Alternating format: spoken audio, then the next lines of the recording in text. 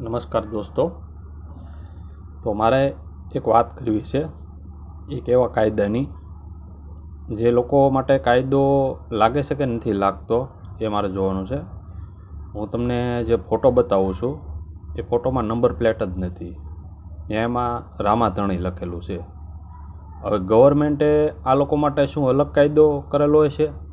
હવે એ કાંઈ ખબર નથી પડતી. હવે સિસ્ટમ કઈ રીતે ચાલે છે તો હવે જોઈએ આપણે સરકાર એની ઉપર કેવી કાર્યવાહી કરે છે.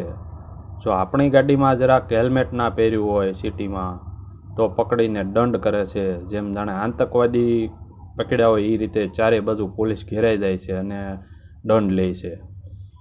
રોડ ઉપર આવી નંબર પ્લેટ વગરની બેફામ કારો, અમુક સાઈડમાં જે લોખંડના સ્ટેન્ડવાળા બાઇકવાળા હોય છે એને પણ નંબર પ્લેટ હોતી નથી. એવા અમુક લોકો માટે શું સરકારે કાયદો અલગથી કર્યો છે કે એ લોકોને નહીં રાખવાની નંબર પ્લેટ? એ લોકોને કયા લેવલના માણસો હોય છે? રાષ્ટ્રપતિ લેવલના માણસો હોય છે એટલે એને નંબર પ્લેટ નહીં રાખવાની હોય, કે પછી એ અલગ દુનિયાના જ માણસો હોય છે? તો જોઈએ આપણે હવે આ વિડીયો બને એટલો શેર કરજો, જે સુરત શહેરના પોલીસ કમિશનર પાસે પહોંચી જાય અને જે આ ગાડીવાળાને શોધીને એને ત્વરિત કાર્યવાહી કરે.